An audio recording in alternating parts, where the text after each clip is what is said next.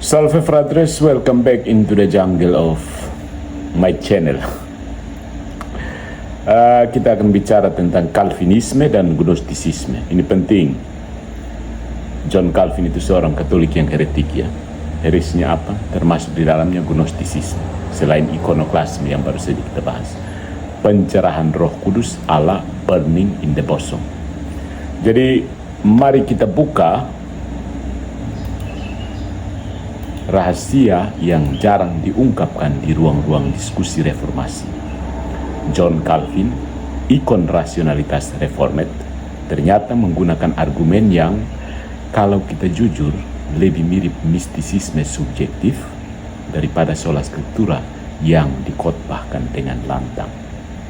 Calvin mengklaim bahwa kita mengetahui kanon kitab suci bukan karena otoritas gereja, tetapi karena kesaksian batin Roh Kudus, inward illumination. Ini hebat sekali ya si Calvin ini. Siapa butuh konsili, siapa butuh sejarah, siapa butuh tradisi, cukup rasa-rasa suci dan voila, kanon 66 kitab otomatis benar. Ya. Tapi tunggu dulu, bukankah ini ironi? Protestantisme selalu menuduh Katolik mengandalkan otoritas manusia alias gereja untuk menentukan kanon. Namun setelah kita kuliti lapisan-lapisan retorika Calvin, ternyata jawaban finalnya adalah percaya karena saya merasa demikian. Kalau ini bukan Gnostisisme modern, lalu apa namanya? Coba jawab. Mari kita bongkar. Yang pertama, definisi masalah Gnostisisme dalam baju reformasi.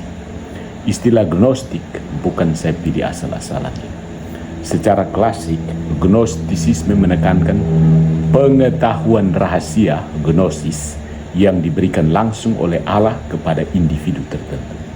Nah, Calvin dengan bangga menulis dalam Institutes of the Christian Religion bahwa kepastian tentang kanon hanya dapat diperoleh melalui kesaksian rahasia Roh Kudus, sacred testimony of the Spirit, bukan dari bukti sejarah, bukan konsili, bukan otoritas gereja. Kalau begitu, di mana letak publik dalam pewahyuan? Dalam Kisah Para Rasul bab 15, Konsili Yerusalem mengajarkan model penyelesaian sengketa iman secara terbuka, bukan lewat wahyu privat tiap orang. Kekristenan itu agama publik, bukan lotre mistis siapa dapat bisikan roh. Nah, ada bukti dari Calvin sendiri.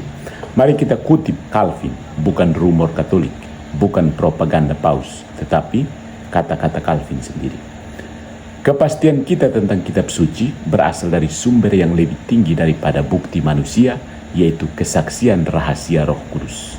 Institut 174. Dan ini yang lebih menarik, kami tahu kitab-kitab ini kanonik bukan karena konsensus gereja, tetapi karena kesaksian batin Roh Kudus.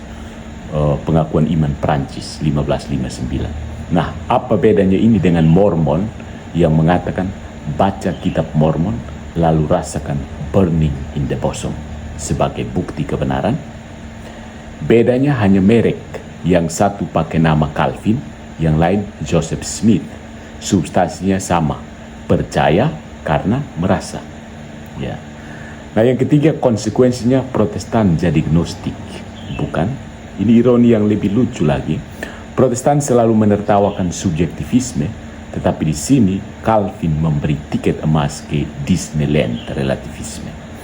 Jika kriteria kanon adalah aku merasa roh memberi terang, iluminasi, apa yang menghalangi orang muslim berkata hal sama tentang Al-Quran atau LDS, Latter Day Saints, tentang kitab Mormon? Selamat datang di bencana epistemologis. Tidak ada tolok ukur publik, semua berpulang pada hati yang katanya diterangi roh. Kalau memang begitu, mengapa ada ribuan denominasi yang sama-sama mengklaim bimbingan Roh Kudus tetapi saling bertentangan? Roh Kudus jadi tukang servis pribadi kah? Atau ada yang salah dengan logika ini? Nah, apa jawaban Katolik? Otoritas publik, bukan ego privat. Katolik menjawab dengan sederhana dan rasional.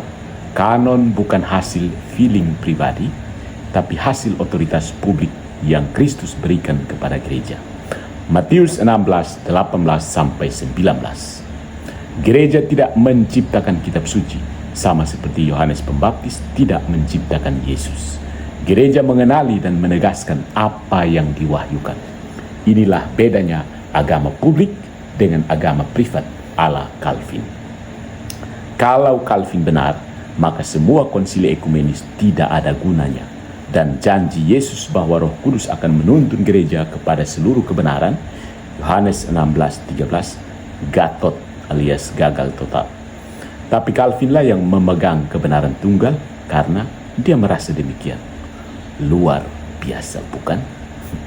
Nah, ini ada dampak filosofisnya dari sola scriptura menuju ke sola ego. Kita harus jujur, ya. Logika Calvin adalah akar dari subjektivisme modern. Dari saya tahu kanon karena saya merasa, lahirlah saya benar karena saya berpikir demikian. Ini ala Descartes, René Descartes. Dan akhirnya saya adalah siapa yang saya rasakan. Ini muncul kayaknya ke gender ideology. Ya. Gnostisisme religius Calvin memantik rantai panjang relativisme epistemologis. Good job, John Calvin. Selamat profesia. So, my friends, sola scriptura yang dijanjikan sebagai benteng iman ternyata berdiri di atas fondasi rapuh, sola feeling.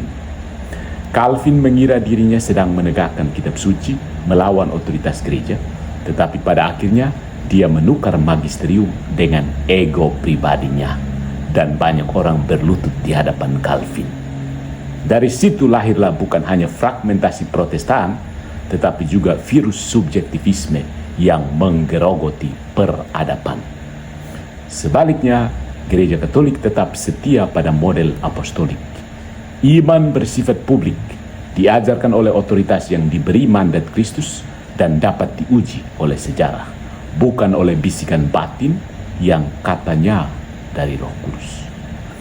Jadi kalau Anda mau memilih agama publik yang berdiri di atas batu atau sekte privat yang berdiri di atas perasaan, pilihan Anda ada di tangan Anda. Tapi mohon jangan bilang Katolik itu mistik irasional sementara Anda sedang mempraktikkan burning in the bosom versi Calvin. Roma locuta, causa finita. Follow for more into the jungle of Protestantism.